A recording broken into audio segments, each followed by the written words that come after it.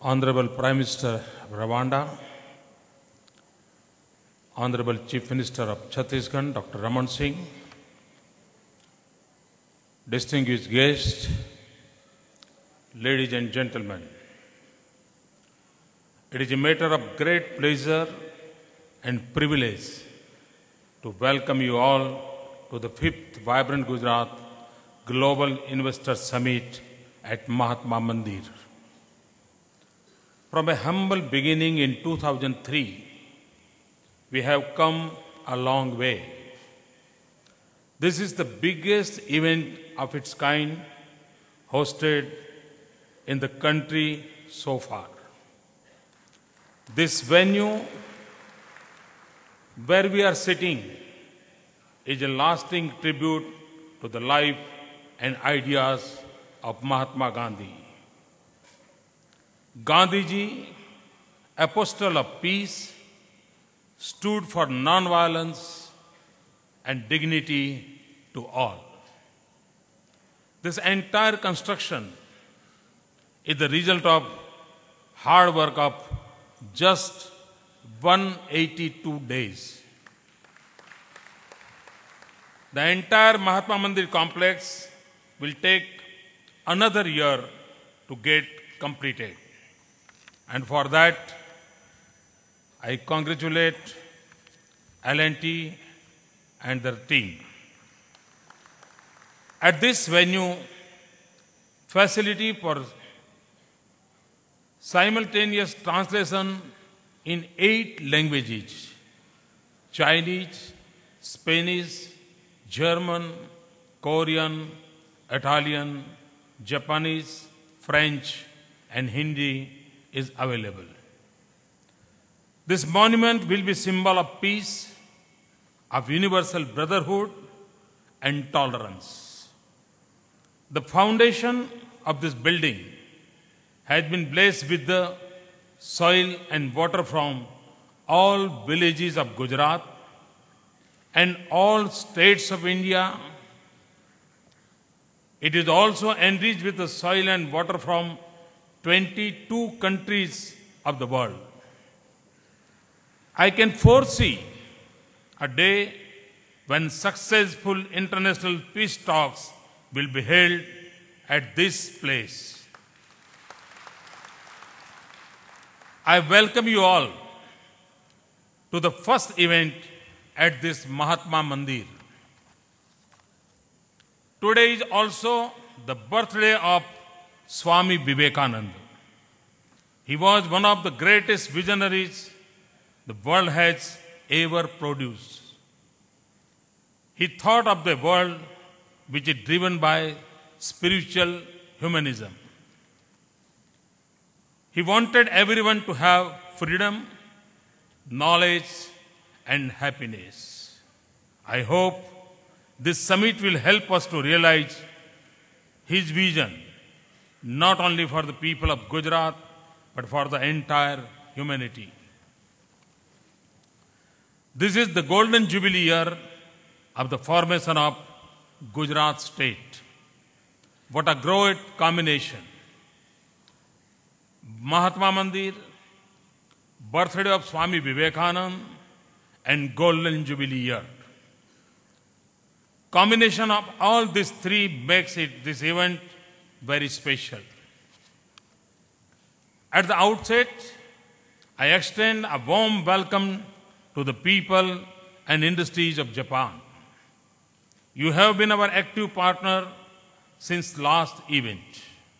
I welcome Your Excellency, the Ambassador of Japan, and the Japanese delegation.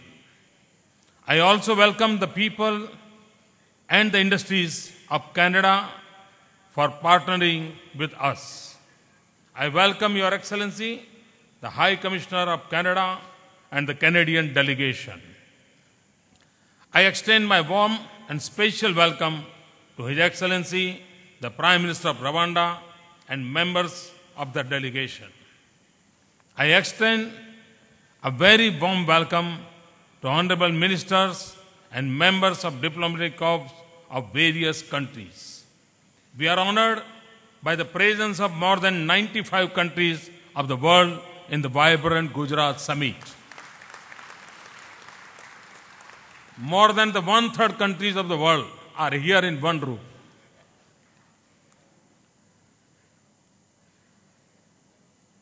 I extend a very warm welcome to all delegates coming from different parts of India and abroad. The participation of such a large number of countries and Indian states had taken this summit to a new height. I wish you a very pleasant and a rewarding stay in Gujarat. What is the spirit of Gujarat? While in Gujarat, you are never a stranger. Such is the spirit of Gujarat, and this is the true spirit.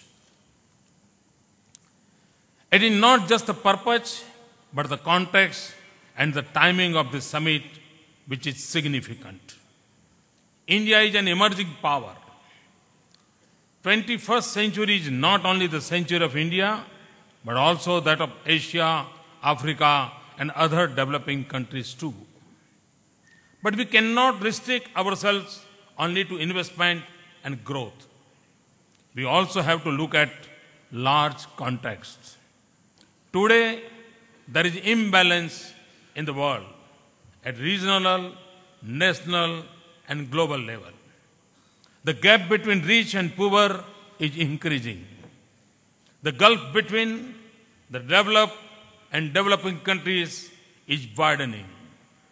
The divide between human beings and nature is also increasing. The whole history of 20th century is all about exploitation.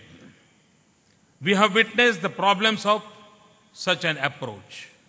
The whole century has been marred by civil unrest and repeated wars in various continents.